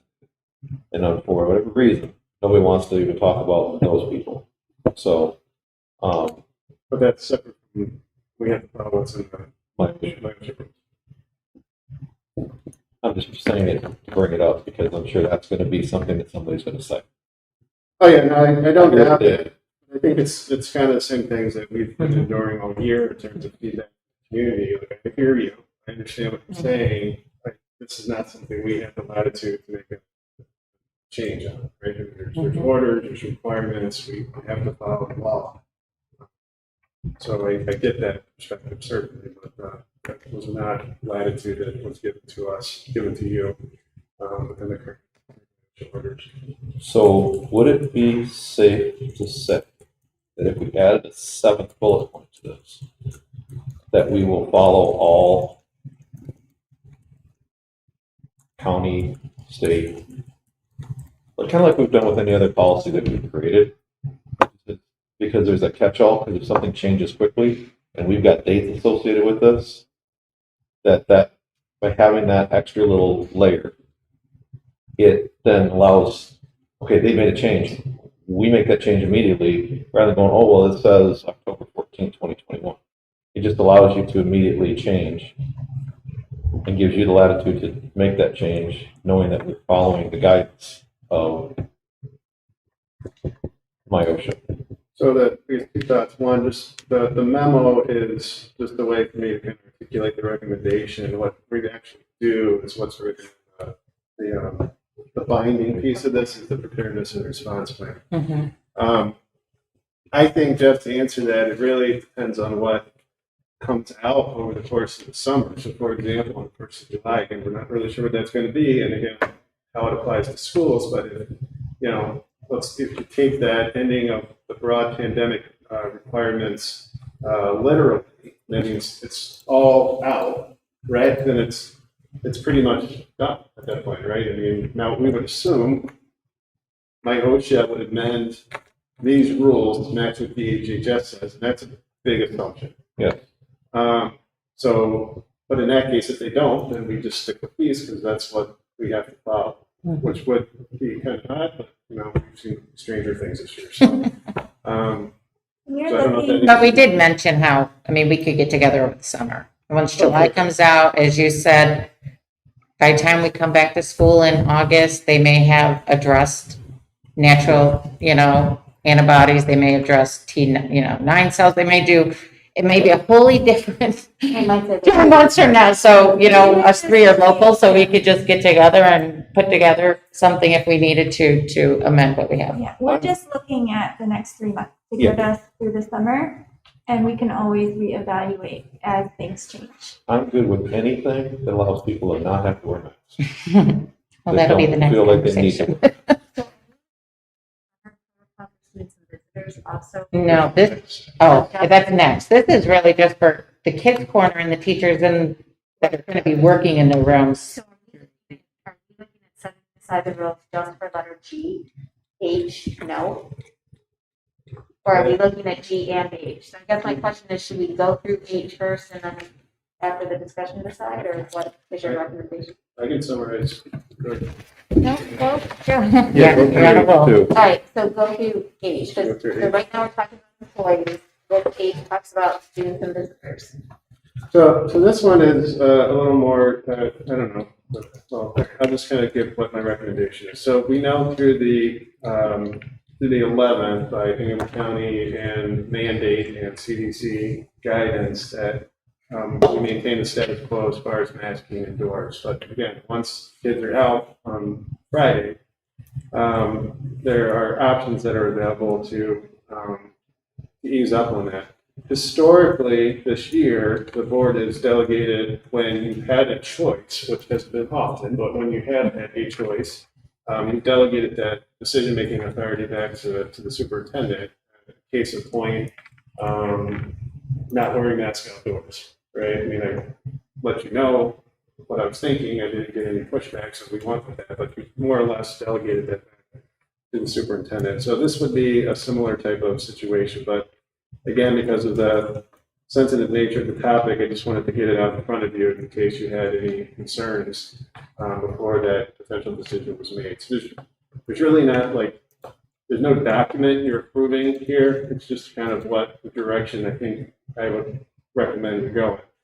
And so what that would be is starting again on Saturday, the 12th, that we remove the no visitors policy that was part of the amendments in the school handbooks that you approved back in the fall, and allow visitors to start returning to the building following existing board policies. And that vaccinated students and visitors are also able to enter the buildings without having to wear masks. The key difference between this and the MIOSHA rules is we would this would be on the honor system, very much like when you go to Meijer, Kroger, liquor store, when you're out in public, it would be that same protocol. And obviously we'd have signs posted, again, identical to what you would see when you're out and about in any other aspect of your life. So that would be my recommendation. That's what we would move forward with starting Saturday, pending any other conversation or guidance you want to provide. I also understand that with this and with the MIOSHA rules, well, mostly with this, like Julie was saying, we do anticipate things to change over the course of the summer. We don't know what the fall is going to look like, and I feel that one or two inquiries already about what the fall will look like. And we just don't know yet, and we're waiting to see, especially what happens in July. So this would carry us until at least through the summer, or until we understand recommendations that would get action. So is the recommendation from the policy committee to set aside the rules for letter G and H? Seeing both of these recommendations is to start on Saturday. So again, with H, there's not a thing really that you're like necessarily voting on. I guess what I'm going to bring you to that, again, based on historically that you delegated this decision making authority back to me, I'm just kind of recommending like this is where I see us going. Yeah. Okay, all right. I think we just wanted to feel comfortable that we were still okay with I him. don't want to make a decision and then have the board upset and think that we might want to go in a different direction. Okay. Because it's a sea change, right? And so I just want to kind of gain your. And the Feedback. policy committee did discuss this, and we agree with his recommendation, but we felt that the whole board should have a discussion on this, and that's why it is a discussion. On there. Okay, I'm following. So So there needs to be a motion to set aside the rules to move G and H. No, just G is the- not a motion. so first, like G, yes. So H, my first question is, are we all comfortable with giving Adam the power as he kind of described? I don't want to say power, but Adam making the decision, at least for summer, because we don't know what's coming out, for our students and visitors coming into the building. Yes. Yes. Yes. Okay, so that we don't have to do anything with, correct? Okay, so then for G, because this is an employee. So should we do also say superintendent or designate? I think we already. Because we already had that in the preparedness plan correct. for So I him think to, we're okay. He's just getting a double. it was just because it's a Okay. significant change. So I need to have a motion, if we're all in agreement to set aside the rules, to move letter G down for You have a action. motion. Second. Jeff is first. Do I have a second? Dave? Second. Dave, I missed it. Dave, are you second? Yeah. Yes. Sorry. He's too far away to hear. Well, I wasn't sure if they were telling me Dave was first or second. Okay, so are we all in favor of moving the COVID-19 preparedness and response plan down to B6. B6? Yes. Aye. All in favor? Aye. Yes. Sorry. Aye. Yeah. All in favor? Any opposed? Okay, so we will be moving G to B6 and we will be voting on that. Okay. Next thing up, Adam's evaluation. He has said that he didn't ask for a closed session. After See the next tallying step. all of Chris being decent to tally all of the scores in the thing, it was kind of nice to see that we all are kind of within the same range, very close with the different sections. So that was that's kind of always, I guess for me, a little bit of relief that no one is way off on one end or the other. We kind of all were right there. Adam, do you have any questions about anything that you saw, or does anybody have any feedback they'd like to give Adam? Again, you can always call Adam at any time. But Adam, do you have any questions, or do any of you have feedback for Adam? Highly affected, as Okay. I assumed he always has been, so. All right. It came out on paper. All right. So, we're good. Yes. Thank you. Mhm. Thank you. So we do have to You move didn't have to that. remind me the day of. No, I did not. So that will be moved. We will put that on for the our next meeting. for- Okay. Yep. Okay. And Next. then this final document will be sent by Betsy over to the state. Yeah. Send it to the state. After we do that, yes. Yep. Correct. Okay. Next, oh my gosh, sorry. Action items. Do I have a motion for the calendar? Motion to approve? Second. All in favor? Aye. Any Aye. opposed? Did we miss the approval of the minutes? Approval of minutes. The minutes, sorry. I didn't have the actual language up. Oh, well, she said the calendar and I.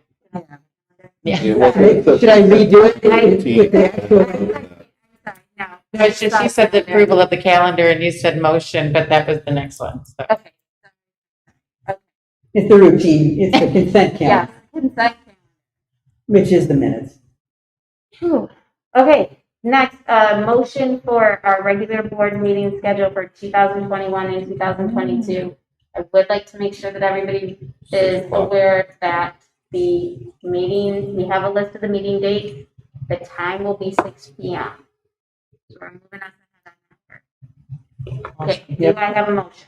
Get their administration out of here. Yes. Hour. Yeah. That's Yeah.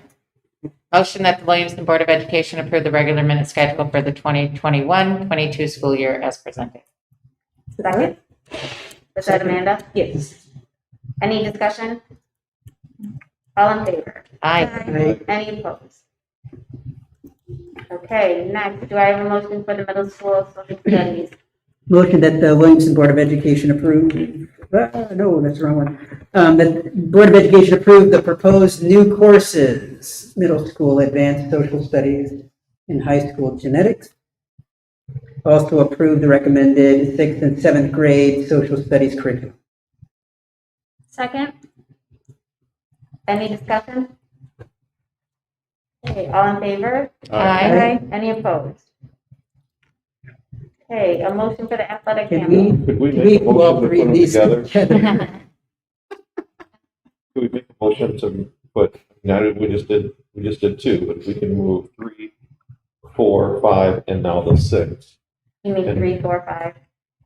Yeah, Well, I'd like to do, I Let's would do like 6 to, separately. we could move 3, 4, and 5 together. Support? okay, so Jeff has a motion on the table that we're gonna move 3, 4, and 5 together. Chris seconds. Yep.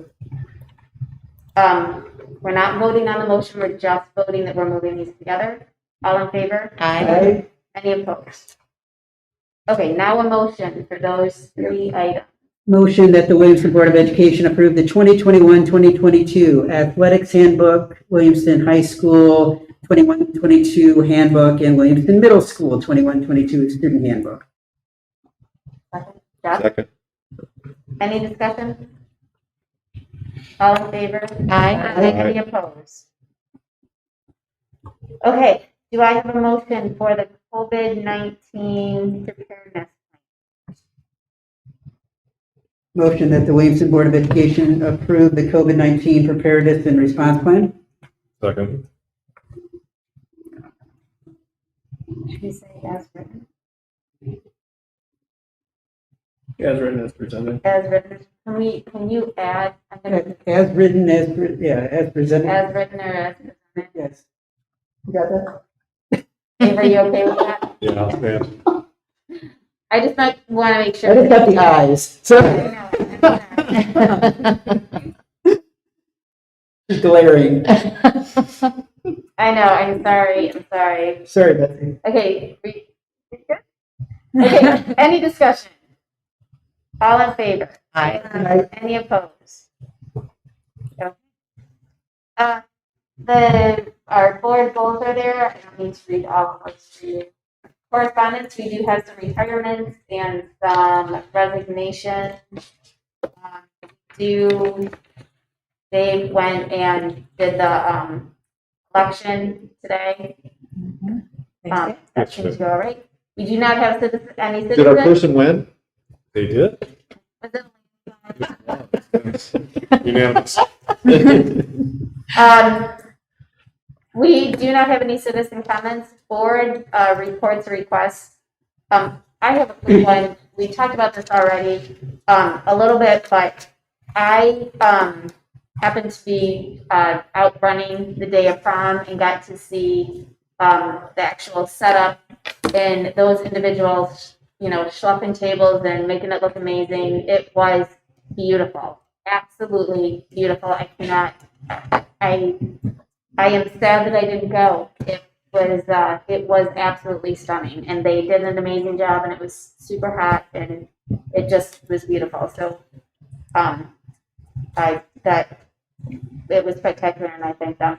Also, graduation was, as much as I was concerned about the heat, I think it was just amazing. I think it was very relaxed. I think it was very, very kid, student focused, and just a pretty amazing event. Also, the retirement event that Betsy and Jim put on. I'm sorry that all of you guys couldn't attend.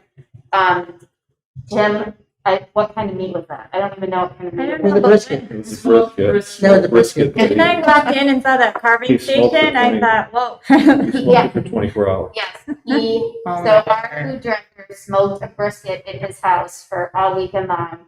It looked beautiful. It tasted really good. I typically don't like brisket because it's usually red, but this was really, really good. He put on, it seemed like a very simple but very elegant Yes. event for the people that were able to retire. And Well, Yeah, there was But he wait. Yeah, the wait staff. yeah, and we had wait. Okay, staff. for in the future, all parties are at 6 and later, so. Yeah. Are we missing that or what? I will say That was that pretty good. one of the 2020 retirees was very thankful of being invited. Oh, nice. So that was appreciated. Betsy did. Yep. Yeah. Credit. So Very much appreciated. it was lovely. It was thanks Betsy, thanks to Jen. It just was a very nice time, very, very lovely. And Jim, when he first was talking about being hired and talking about, doing Pride Month lunches and dinners, I thought, oh my gosh, Adam, does he know that where we are? And he pulled it off. So it was very. And to go along with that, with the teacher appreciation lunches, I don't know if we talked about that at the last meeting. Yeah. Yes, and they They did it then as well. And I keep hearing from teachers how much they love They love the food. Yeah, One of the I heard retirees mentioned that today too. I heard that too. I heard several teachers say that the lunches were very much appreciated from us, but they were very good. They're very I good. have also had a lot of people say that the lunches that they are providing for our students during the day are, and even parents have said, they're several steps up about what they thought they were going to be. That he's doing a really nice job with the constraints of everything. And today was lovely. So thank you. Nancy, one other thing, just a reminder to everyone that tomorrow our district soccer is the district soccer match up in Freeland. Regional. Pre, You said Regional. district. regional, sorry, regionals, not districts. Regionals is tomorrow, up in Freeland at 7. If they make it past that, it will be on Friday at 6. It's up there as well. But tickets are, you have to buy them ahead of time. You have And to buy them online. you have to buy them online, yep. So if you're planning to go. So, I will be. And, So can I get some confirmation of something? So today is the 8th, yesterday was the 7th, next board meeting is the 21st. okay. With what we did today, mask, no mask for board meeting.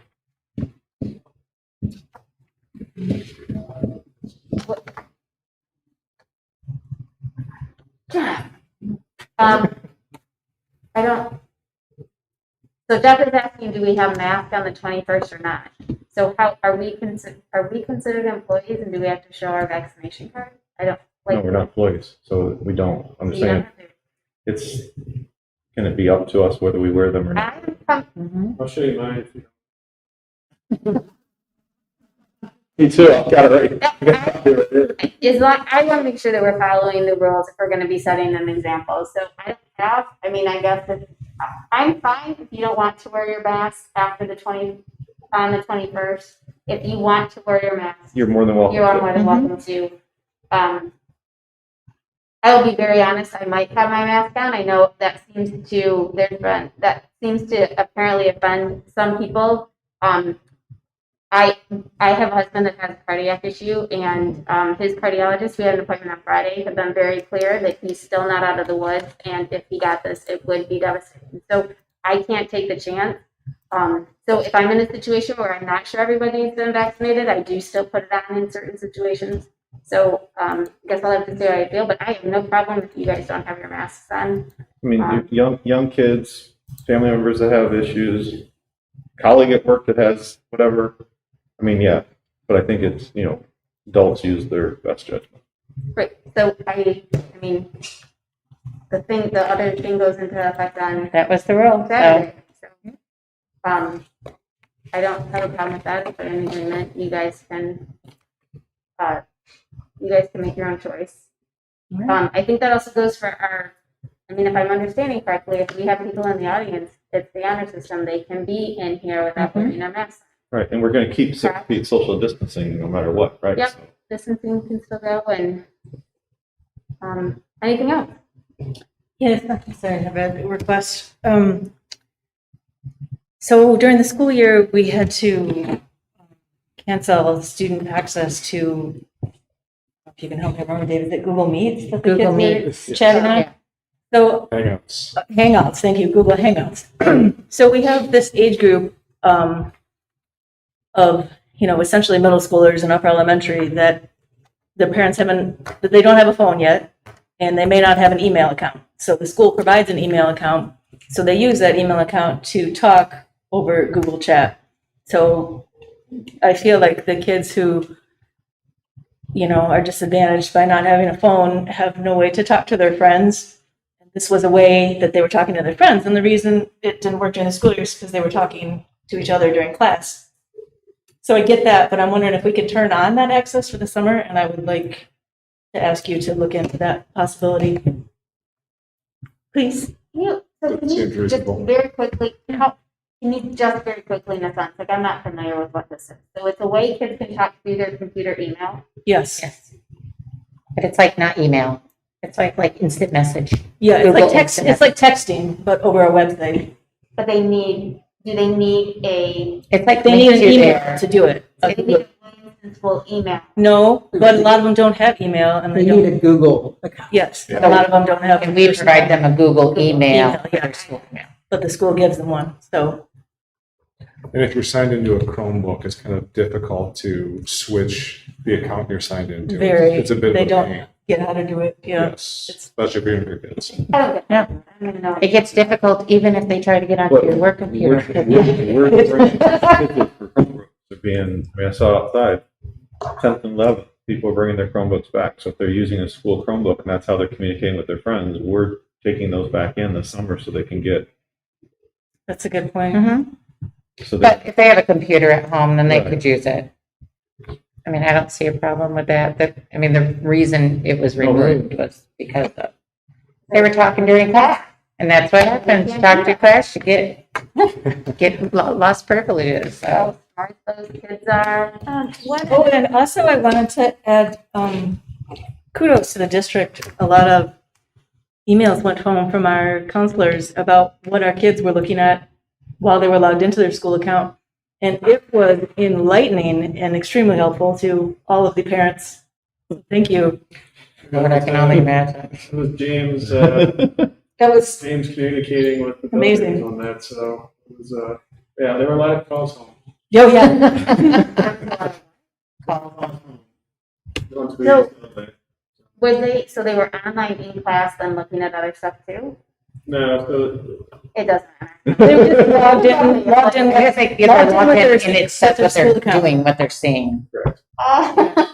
It should be used in incognito tab. Yeah, Right. it's a good lesson for them. So when they have their computer for their job, There you like, go. And so Nancy, the district followed up on everything that was a potential mental health issue.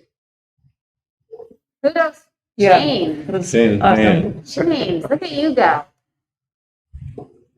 I do want to say one thing as a reminder for those that came to the vaccine clinic, 3 weeks ago? Tomorrow is the follow-up for that, mhm. at this, middle school. So right here. Adam, is there any talk, and I'm sorry, I know I'm gonna get out of here, I'm gonna be out of here by 9, close. Is there any talk if at some point they open up shop for like, I don't know, 10 and older, 2 and older, whatever, will we be able to have a clinic again? Or is there any kind of conversation with them about opening up again? record that as a board request and Thank you. look into it. This one was very successful. I appreciate Adam's due diligence in making that happen. Anything else? Okay, Motion to adjourn. Second? all in favor? Aye. All right, thank you all.